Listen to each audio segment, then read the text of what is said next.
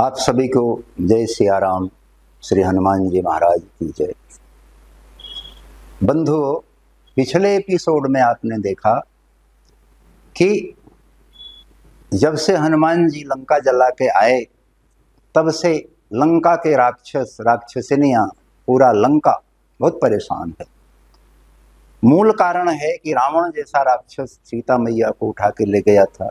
सब चाह रहे हैं कि सीता मैया को वापस कर दो, लंका पर जो संकट आया है वो समाप्त हो जाए, पर वह मानने को तैयार नहीं है। आपने भी देखा होगा, उसमें सुना होगा कि रावण को विभीषण स्वयं समझाते हैं, मंदोदरी समझाती है, पर नहीं, वो मानने को तैयार नहीं है। इस एपिसोड में आप देखेंगे कि बार बार विभिन्न प्रकार से रावण को समझाने का प्रयास मंत्री लोग करते हैं और वो सबको ठुकरा देता है, तो मंत्री उठ उठ के अपने घर चले जाते हैं। पर विभीषण चूंकि भाई है, वो नहीं चाहता कि मेरा भाई अपमानित हो, असमय मारा जाए, इसलिए वो बार बार समझाता है, पैर पड़कर समझाता है। पर रावण अपने अहंकार में विभीषण को ही लात मारकर घर से निकाल देता है। और विभीषण ये कहते हुए निकलते हैं कि भाई इसमें मेरा कोई दोष नहीं है, इन्होंने मुझे निकाला है और अब मैं रघुवीर की शरण में जा रहा हूं। जय सिया राम। बार बार पद लागू विनय करूं दस शीस। हे दस शीस, में हाथ जोड़ करके बार बार आपके चरणों में लग रहा हूं। मेरी विनती है कि आप अपना मान, मोह और मद छोड़ दो, राम जी की शरण में चले जाओ। और आप से यह मैं ही नहीं कह रहा हूं, पुलस्त्य मुनि ने अपने शिष्यों के हाथ यह बात पहला भेजी है। उन्होंने आकर के मुझे कहा कि रावण से कह देना कि राम जी से बैर मोल न ले। राम जी कोई सामान्य नहीं है, साक्षात हरि है। और मैंने अवसर पाकर के आपको यह बात कही, तो मेरी बात मान लीजिए। अब इतना रावण सुन रहा है तो क्रोध से वो बिल्कुल उबलता जा रहा है, पर अभी बोल कुछ नहीं रहा है। क्यों? कि उसका जो मद है वो उसे सरल सहज होने ही नहीं देता। हम में और आप में भी ऐसे लोग हैं जिनको आप देखे होंगे, मिले होंगे, कि वो अपने आगे किसी की चलने नहीं देते। वो गलत भी कह रहे हैं तो वही सही मानिए। कहा गया है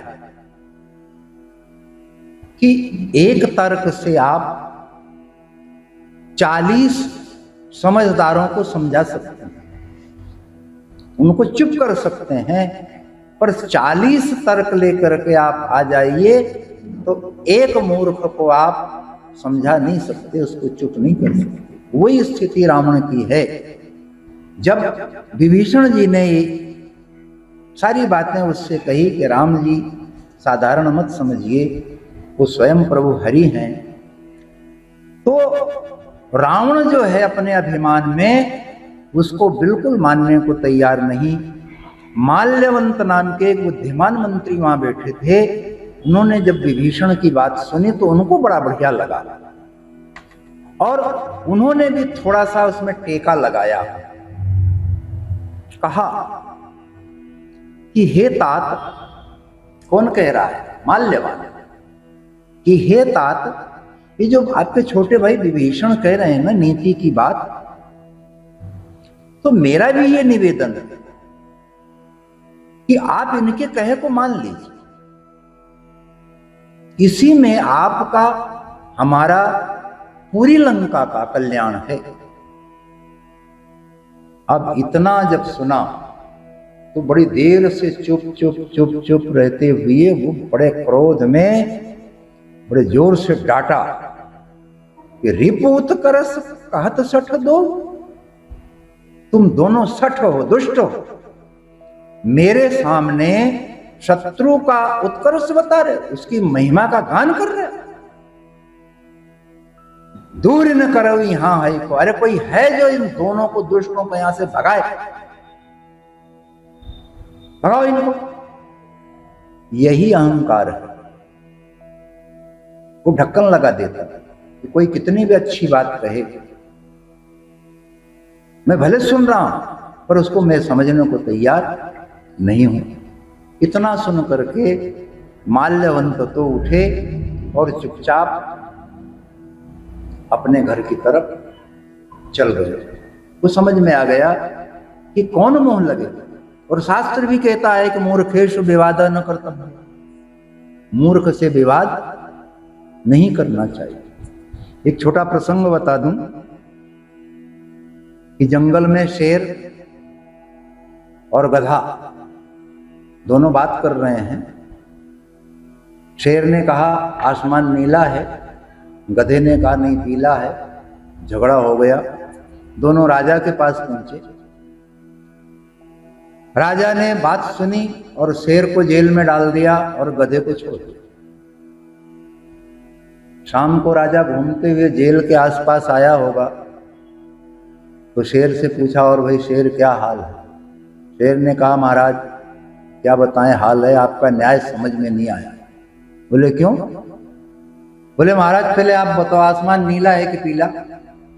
बोले नहीं आसमान तो नीला है। बोले फिर आपने मुझे जेल में क्यों डाल दिया? बोले भाई ऐसा है कि मैं तुम्हें जेल में इसलिए थोड़ी डाला कि आपने आसमान नीला पीला।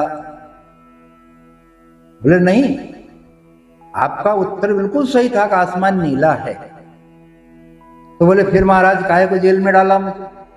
बोले भाई आपको जेल में इसलिए डाला कि आपने शेर होकर के गधे से बहस क्यों की। तो माल्यवंत ने सीधी सीधी अपनी बात को संभाला, अपनी इज्जत बचाई कि आगे और कुछ हो इससे पहले हम चल पड़े। क्यों कि रावण तो मानेगा नहीं किसी भी कीमत पर। विभीषण को विनाश दिख रहा है और भाई प्रेम के कारण कहो विभीषण पुनि कर जोरी। कर माने हाथ, फिर से हाथ जोड़ करके विभीषण बोल रहे हैं कि सुमति कुमति सबके उर रही, नाथ पुराण निगम यस काहीं। और जहां सुमति तहां संपत्ति नाना, जहां कुमति तहां विपत्ति निदाना। तब उर कुमति बसी विपरीता, हितय नहित मानहु रिपु प्रीता। और काल राति निशिचर कुल केरी, ते सीता पर प्रीति गनेरी। फिर नीति की बात समझाए। इसके पहले भी आपने देखा नीति की बात समझाए। एक बार में दुष्ट नहीं समझ रहा है तो जो सज्जन है वो प्रयास करते हैं यार फिर समझाओ, फिर समझाओ, फिर समझाओ। घर में भी आपने देखा होगा बिगड़ी औलाद हो जाए तो 10 लोग उसको समझाते हैं, दूसरों को बुला करके समझवाते हैं, पर परिणाम क्या? वही ढाक के 3 बार, दिन भर समझाओ समझना। तो फिर विभीषण प्रयास कर रहे हैं कि हे महाराज सुमति कुमति सबके उर रही। अच्छाई बुराई सबके अंदर रहती, अच्छी बुद्धि खराब बुद्धि सबके अंदर रहती। ऐसा मैं नहीं कह रहा, निगम आगम पुराण सब कह गए। पर ये भी कह गए हैं कि जहां पर सुमति है, लोग मिलकर के रह रहे हैं, वहां पर अनेक प्रकार की सुख संपदाएं हैं। पर जहां कुमति है वहां पर अनेक प्रकार की विपत्तियां हैं। तो महाराज मुझे ऐसा लग रहा है कि आपकी बुद्धि जो है वो कुबुद्धि हो गई। अब इसका क्या करें? इसलिए आप अच्छी बात और बुरी बात दोनों में कोई भेद ही नहीं कर पा रहे। जो आपको समझा रहा है उसको आप शत्रु मान रहे, और जो आपको उकसा रहा है उसको आप मित्र मान रहे। और ये जो सीता है जिस पर आपकी प्रीति है, ये सीता ऐसी वैसी नहीं है। ये राक्षस कुल के लिए कालरात्रि है। कालरात्रि उसे कहते हैं, कालरात्रि अगर आ गई तो फिर वहां कोई बचता नहीं, तो सीधा काल, काल माने जो खा जाए। मैं फिर से कह रहा हूं चरण पकड़ के कह रहा हूं। तो बाबा क्या लिख रहे हैं कि तात चरण गहि मागहु राखहु मोर दुलार, सीता देहु राम कहूं अहित न होई तुम्हार। विभीषण चरण पकड़ के कहने, अरे मेरी बात तो मान लो, मैं आपके सामने बालक हूं, मेरे आग्रह को तो मान लो, मेरे दुलार को तो रख लो। क्या करो रख के? बस सीता को दे दो, राम जी को सीता जी दे दीजिए, आपका कल्याण होगा, किसी भी प्रकार का अकल्याण नहीं होगा, अहित नहीं होगा। और पंडितों, पुराणों और वेदों की यही वाणी है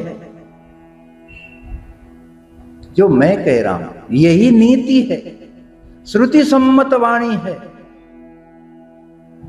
पर रावण तिरछी निगाह से बिल्कुल देखे जा रहा है जब विभीषण कह रहे हैं तो। और जब विभीषण चुप हुए तब रावण क्रोधित होकर के उठा। तो सुनत दशानन उठा रिसाई, खलत ही निकट मृत्यु अब आई। मुझे समझाने चला, बड़ी देर से तेरी बकबक सुन रहा हूं, लगता है कि तेरी मृत्यु तेरे निकट आ गई। अरे मूर्ख,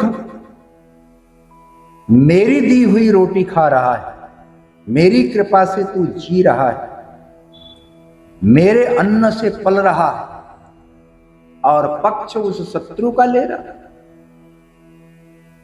तेरे जैसा दुष्ट कहां मिलेगा? और तुझे पता नहीं है कि ऐसा कौन है जिसको मैं अपनी भुजाओं के बल से जीत नहीं सका। कि कहसी न खल असको जग माही, भुज बल जाहि जिता मैं नहीं। अपनी भुजाओं के बल से मैंने संपूर्ण जगत को जीत लिया है, तुझे पता नहीं है। और मम पुर बसी तपसी न पर प्रीति, मेरे पुर में बसता है, मेरे राज्य में रहता है, और उन तपस्वियों पर ज्यादा प्रीति रख रहा है, उनसे ज्यादा प्रेम कर रहा है। एक काम कर, सठ मिली जाती नहीं कहू नीति, जा तो उन्हीं को अपनी नीति की बात बता। अस कही कीन ऐसी चरण प्रहारा, अंज गए पद बारही बारा। जा करके उन्हीं को नीति बता। और ऐसा कह करके एक जोरदार लात मारी। फिर भी विभीषण बार बार पैर पकड़ने का प्रयास कर रहे हैं, पकड़ रहे हैं दौड़ दौड़ के। यहां यह है कि रहीम ने लिखा है कि रहीम नयसुआ नयन ढरी, जिय दुख प्रकट करे, जाहि निकारोगे हते कसन भेद कहि दे। आंसू हमारे अंदर हैं, और अगर हमने उनको आंखों से निकाल दिया तो वो हमारे हृदय के भेद को कह देते हैं। वही विभीषण प्रसंग में हुआ कि रावण ने विभीषण को निकाल दिया। निकाल दिया माने अपने अंदर का जो भेद था वो विभीषण के माध्यम से रावण जी के और राम जी के पास भेज दिया। और यहां शिव जी कह रहे हैं, शंकर जी कह रहे हैं उमा से कि हे उमा, देखो रावण जो है वो लात मार रहा है और विभीषण पैर पकड़ रहा है। तो जो संत होते हैं वो बुराई करने वाले की भी भलाई करते हैं, जैसा विभीषण कर रहे हैं। और कह रहे हैं, विभीषण कह रहे हैं कि तुम पितु सरिस भले ही मोहि मारा, राम भजे हितनाथ तुम्हारा। हे नाथ, हे मालिक, हे राजा, भले तुमने पिता के तुल्य होकर के मुझे मारा, आप मेरे पिता के समान, मारा कोई बात नहीं, आपका अधिकार, परंतु मैं फिर कह रहा हूं कि राम की भजन में ही, राम के भजने में ही, राम के गुणगान में ही तुम्हारा कल्याण है, अन्यथा नहीं है। और ये कह करके विभीषण वहां से उठे और मंत्रियों को साथ लेकर के आकाश मार्ग में गए और सभी को सुना करके कहा, क्या कहा कि मैं रघुवीर की शरण में जा रहा हूं, तुम सब इसके गवाही बनो, कल को मुझे दोष मत देना। क्यों जा रहा हूं कि रावण ने मुझे लंका से निकाल दिया, और मैं जहां जा रहा हूं वो राम जी कौन है, वो सत्य संकल्प है, जो संकल्प कर लें वो सत्य होता है और सर्वसमर्थ है। मैं उनकी शरण में जा रहा हूं। और हे रावण, ये जो तुम्हारी सभा है, जो तुम्हारे लिए ठकुर सुहाती कह रही है, वो सब काल के वश में हो गई। बाद में मुझे दोष मत देना कि मैंने तुम्हें समझाया नहीं, चेताया नहीं। अब मैं खुले रूप से कह रहा हूं कि हाँ, मैं विभीषण श्री राम जी की शरण में जा रहा हूं। हस कई चला विभीषण जब ही आयुहीन भय सब। जब ऐसा कह करके विभीषण वहां से निकले तो बाबा कह रहे हैं कि सारे राक्षसों की आयु जो है वो खत्म हो गई, कम हो गई, मृत्यु तय हो गई, मतलब वो मरने की दिशा में बहुत तेजी से जा रहा। शिव जी यहां फिर कह रहे हैं उमा जी से कि साधु अवज्ञा तुरत भवानी, कर कल्याण अखिल कई हानि। यानी उधर साधु अवज्ञा आया। आप ध्यान करें कि जब लंका जल रही तो साधु अवज्ञा कर फल ऐसा, जरई नगर अनाथ कर जैसा। वहां लिखा और यहां फिर लिख रहे हैं कि साधु अवज्ञा तुरत भवानी। तुरंत ही इधर साधु की अवज्ञा की, इधर उसका प्रतिफल मिला। क्या फल मिलता है कि कर कल्याण अखिल कई हानि, संपूर्ण कल्याण का नाश हो जाता है। रावण ने साधु की अवज्ञा की और वो साधु अब राम जी के पास जा रहा है। तो रावण जब विभीषण त्यागा, भयउ विभव बिन तबहि अभागा। भाई का त्याग करके कोई सौभाग्यशाली नहीं होता। रावण ने जब अपने भाई विभीषण को त्यागा, तुरंत वो अभागा हो गया, वैभव और ऐश्वर्य से हीन हो गया। और उधर विभीषण चले हरसि रघुनायक पाही, प्रसन्नता पूर्वक रघुनायक के पास जा रहे हैं और करत मनोरथ बहु मन माही। अनेक प्रकार के मनोरथ कर रहे हैं अंदर अंदर, मैं वहां जाऊंगा, ऐसा होगा, ऐसा होगा, तमाम कल्पनाएं जो कल्पना में राम जी उनके थे बैठे हुए, आज ये बड़े प्रसन्न है कि उस कल्पना में राम जी का जो चित्र था उसका मैं आज प्रत्यक्ष दर्शन करूं। बड़े प्रसन्न है कि देखियों जाई चरण जल जाता, अरुण मृदुल सेवक सुखदाता।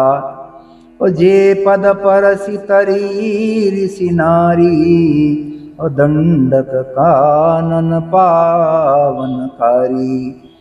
और जे पद जनक सुताउर लाए, कपट कुरंग संग धर धाये।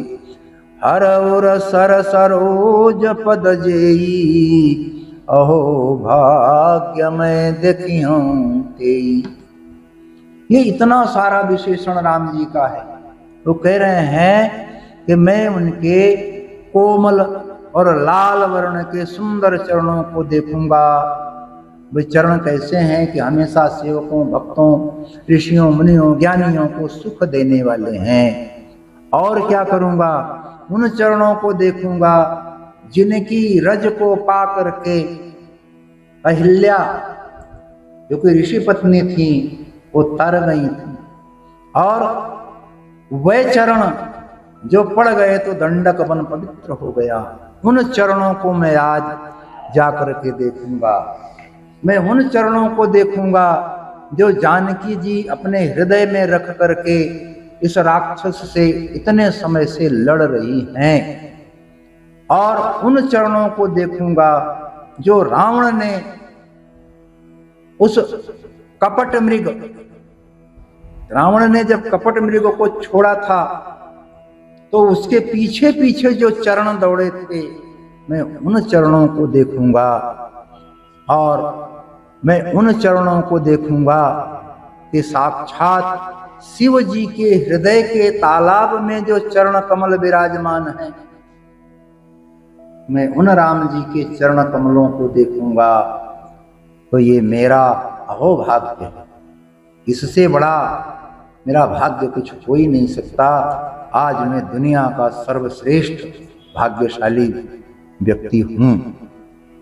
और उन चरणों को देखूंगा कि जिन चरणों की पादुका को भरत ने अपने मन से लगा करके, हृदय से लगा करके राज्य किया है, अभी भी राज्य कर रहे हैं, उनको आज मैं देखूंगा।